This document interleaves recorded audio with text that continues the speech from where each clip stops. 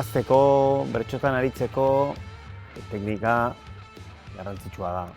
Baina, bi kasu egiten ere talentu pixkat ere eduki behar da. Ez dakit egu bide guztietan talentu behar da, baina bi horietan behintzat seguro behar dela. Eta zure bizibidea hortik doa, ez? Marraztetik eta kantatzetik. Bai, kontua, ni umetatik marrazten ibil naiz beti eskolako, txikitako azkaten oroitzapen guztietan marrazten nahi naiz. Eta gero etxean, nahi eta hasi zian bertxotan, da nik atzetik segin nion oso konstiente izan gabe, eta pixkanaka juntzan, hori izaten nire... Toki hartzen, ez, zure bizitzen? Nire bizitzen toki hartzen, da nire ezaugarri nagusia, askotan ikastolan zarra hori da, bertsolari, eta eskolarteko txapelketetan hasi ginean, ondo xamar ibiltzen ginean bi anaiak, eta zentralia handi hartu zuen bertsoa hitzak nire bizitzan. Eta marrazten, nahiz eta arterrak ikastera jo nintzen Bilbora, bigarren plano batean zegoen zerbait izan garai hartan.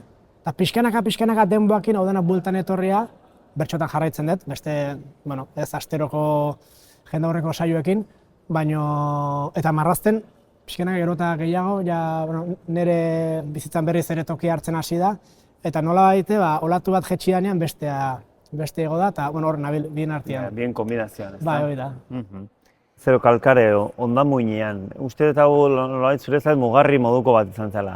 Bai, ez dakit mugarria da, baina niri komikien kasuan pasatzen zait, askotan komiki zale, egitazko komiki zale, edo dakagun estereotipo hori buruan dakaguna, askotan izaten da komiki fantastikora jotzen duna, edo oso, eta sekulen hau erakarri epikoa eta... Bai, komiki hori realidadea, nahiko, hori esate dizu, nik nire mundutxoa kontatzen etela komikian, eta batzutan hori faltan bota izan dut, aipatzen didean lan handi batzutan, niri gustatu biltzake mundu real bat, identifikagarri bat, eta komikiarekin halako zebaanakan, gustatzen zait, baina eta errepente hau etorri izan. Eta eske esan, hau xin edenik. Hau da nirea oso identifikatua sentitzen naiz, eta gure komikia egin aurretik, enkargua jaso berritan edo iritsiko zan hau nire eskutara, eta bai, niretzat oso importante izan da.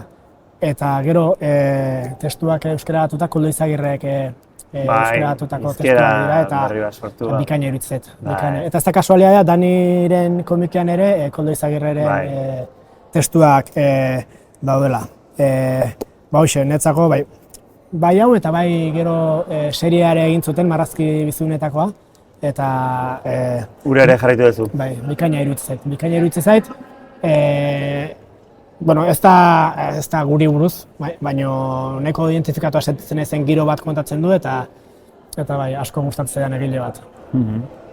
Nola nire ere, anaiarekin batera egin zenuen liburuen izenburua gaira karrita, zure kasuan bidea da borroka, ez? Jarraituko dezula bietan, ez? Bai, eta aldeten bitartean hortan segikoet, eta bain tokatzen zait batzutan lan marko zabaleko lanak egitea, jende askoretzat iritsi daitezke lanak egitea, nola maila nazional batean edo Euskal Herri mailan publikatzen dian gauzak egitea edo kantatzea. Eta hori bukatzen zaitenan ere nik segikoet nerian. Nire komunitateai edo komunitateei kantatzen, bertan parte hartzen, eta nik uste beti segikoetela bai bertxotan eta bai marrazten, zein ez dakit, baina nik hortan beti jarraituko dut.